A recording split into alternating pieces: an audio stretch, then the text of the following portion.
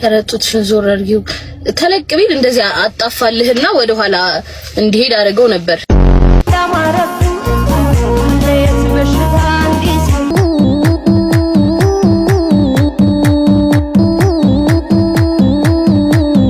ማታ ደግሞ ወሲብ ቀስቃሽ ዳንስ መደነስ የማንነት ቀውስ ነው። በዚህኛው ቀን ወሲብ ቀስቃሽ የማህበረሰብ እሴትን የሚጥስ ትኩረት የሚስብ ቪዲዮ ይሰራሉ።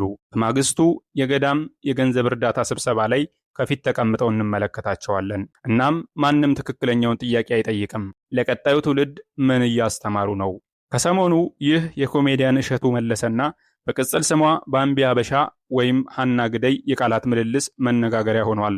እሸቱ ባምቢ አበሻ በማህበራዊ ሚዲያዎቿ የምትሰራቸው ቪዲዮዎች፣ የምታስተላልፋቸው መልእክቶች ከአለባበስ እስከ እንቅስቃሴዋ ትክክል አይደለም፣ በዚህ ተስቦ በሚመጣም ተመልካች ተጠቅማ የቅድስት ቤተክርስቲያንን የገዳማት ገቢዎች ላይ ተሳትፎ ታደርጋለች። ይህ ደግሞ ትክክል አይደለም ባይ ነው። በዚህ ጉዳይ ብዙዎች መልከታቸውን እያጋሩ ነው። ምናልባትም እሸቱ በዚህ ሰሞን በሚዲያው ላይ በስፋት ከተጋሩ ቪዲዮዎች በመነሳት አስተያየቱን እንደ ምሳሌ ሐና ግደይን በቀጥታ ሳይጠቅስ ሐሳቦቹን ቢያነሳም አሁን ላይ ብዙዎች ዕውቅና ያላቸው እንስቶቻችን ከእምነቶቻችን ባሻገር ሶሻል ቫልዩ ብለን የምንጠራቸውን የማህበረሰብ እሴት በብዛት በማህበራዊ ሚዲያ መስኮት ሲጥሱ እንመለከታለን። የኮሜዲያን እሸቱ መለሰ ትችት ከምን መመዘኛዎች አንጻር ትክክል ናቸው ብለን እንመልከት። ታዳጊዎች የሚማሩት በማየት ነው። ኦብዘርቬሽናል ለርኒንግ ይባላል። የሚወዱት ኢንፍሉዌንሰር ሲሳደብ ሲጨፍርና ሲረክስ ካዩ ስኬት ማለት በቃ ይሄ ነው፣ እኔም እንደሱ መሆን ነው የምመኘው ይላሉ። እሸቱ በዚህ ጉዳይ በመጀመሪያ ያነሳው ኦብዘርቬሽናል ለርኒንግ ነው። ይህም ህፃናት በቀጥታ በማህበራዊ ሚዲያ ዕውቅና ያገኙ ሰዎች እኚህን የመሳሰሉ ቪዲዮዎችን ሰርተው ሲመለከቱ ያንን ሰው ለመሆን ይጥራሉ። ይህንን ኦብዘርቬሽናል ለርኒንግን ያጠናው አልበርት ባንዱራ በተለይም ህፃናት 4 ነገሮች አካባቢያቸው ላይ ሲፈጸም ተጽዕኖ ያደርግባቸዋል ይላል። የመጀመሪያው አቴንሽን ወይም ትኩረት ነው። እኚህ ተጽዕኖ ፈጣሪዎች የሚሰሩት ቪዲዮ ባላቸው ሰፊ ዕውቅና የተነሳ በቀላሉ የሚሰሩት ነገር ትኩረት ይስባል። ሁለተኛው ደግሞ ሪቴንሽን ወይም ማስታወስ ነው። ህፃናቱ ይህንን ከተመለከቱ በኋላ በማንኛውም ቦታ ይህንን ጉዳይ ያስቡታል፣ ያሰላስሉታል። ሶስተኛው ደግሞ ሪፕሮዳክሽን ወይም ሙከራ ነው። ይህ በሰዎች ዘንድ ተቀባይነት እንዳስገኘ፣ ገንዘብ እንዳስገኘ፣ ሰው የሚወደው ነገር እንደሆነ የተመለከቱት ህፃናቱ ይሞክሩታል፣ ማለትም ያንን ሰው ለመሆን። አራተኛና የመጨረሻው ሞቲቬሽን ወይም ተነሳሽነት ነው።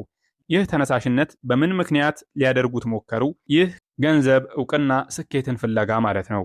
ይህንን በሀገራችን በማህበራዊ ሚዲያ በስፋት እየተመለከትን ያለነውን ያልተገባ ድርጊት እሸቱ መለሰ ኦብዘርቬሽናል ለርኒንግ ነው፣ ጥሩ አይደለም ማለቱ ትክክል ሆኖ አግኝተነዋል።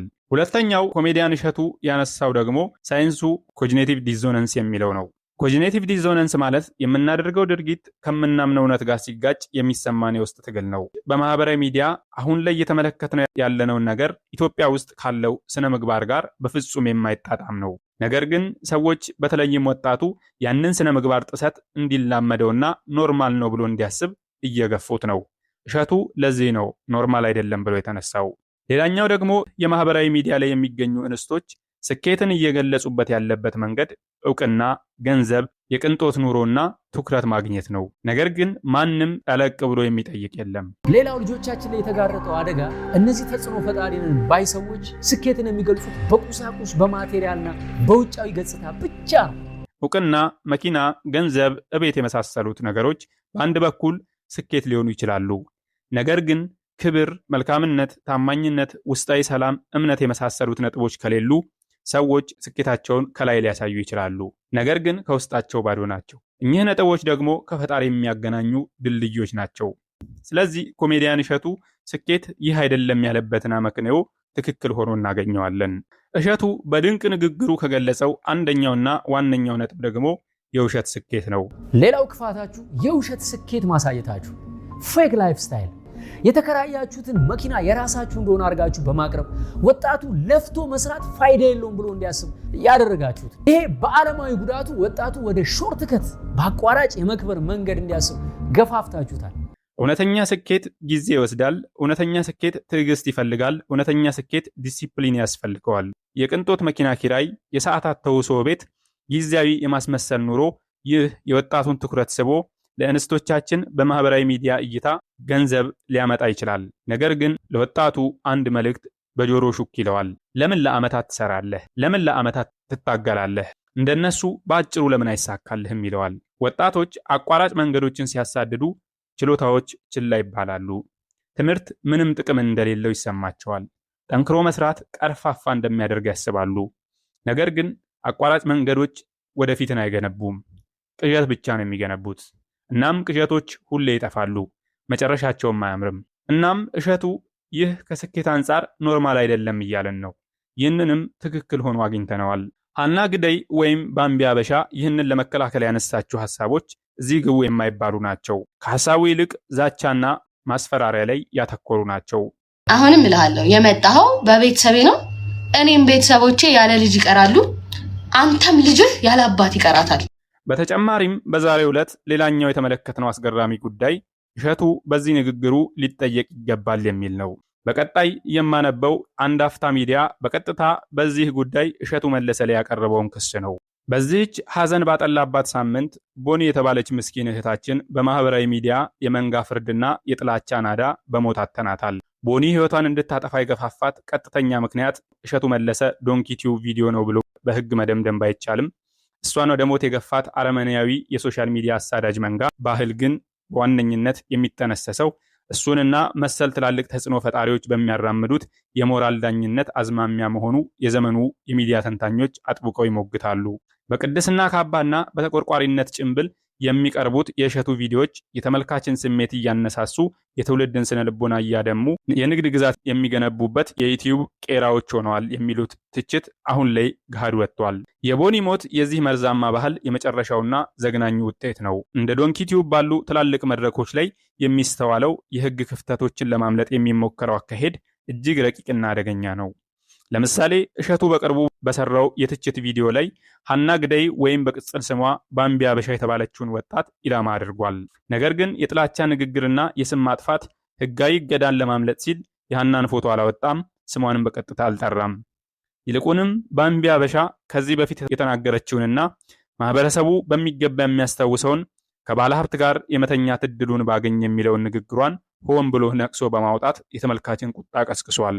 ይህ ስም አልጠራውም የሚለው የሚዲያ ብልጣብልጥነት በህግ ፊት ቀጥተኛ የስም ማጥፋት ክስ ሊያስከትል ባይችልም ማህበረሰቡ ማንን እያወራ እንደሆነ ጠንቅቆ እንዲያውቅ አድርጎ ፍንጭ መስጠት በስነ ልቦናው ዓለም የተደበቀ የማጥቂያ መልእክት ማስተላለፍ ዶግ ዊስሊንግ ይባላል። ይህ አካሄድ ኢላማውን በምልክት አሳይቶ እኔ ያልተኮስኩም ተከታዮቼ ናቸው እንደማለት ነው።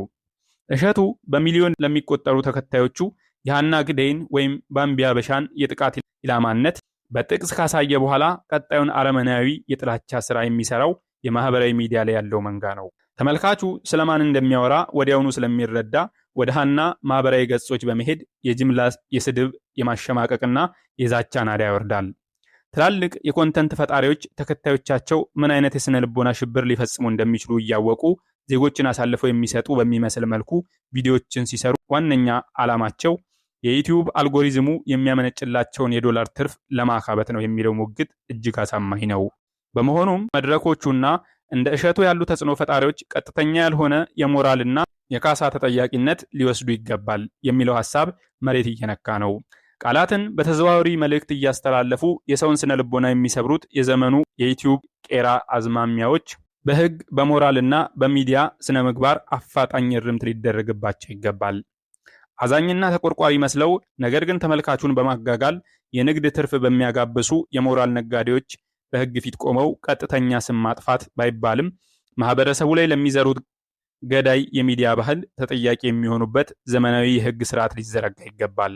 የማለዳ ግሎባል ቤተሰቦች ይህ የአንድ አፍታ ሚዲያ ክስ ምናልባትም በዩቲዩብ ላይ ኮሜዲያን እሸቱ መለሰ ያለውን ተጽዕኖ ለመቀነስ ታስቦ ካልሆነ በስተቀር በምንም መመዘኛ ትክክል ሆኖ አላገኘነውም። በሰሞነኛው አነጋጋሪ ጉዳይ ጥቂት ሐሳባችንን ያካፈልንበትን ዝግጅት በዚያ በቃን። ቸርን ሰንብት።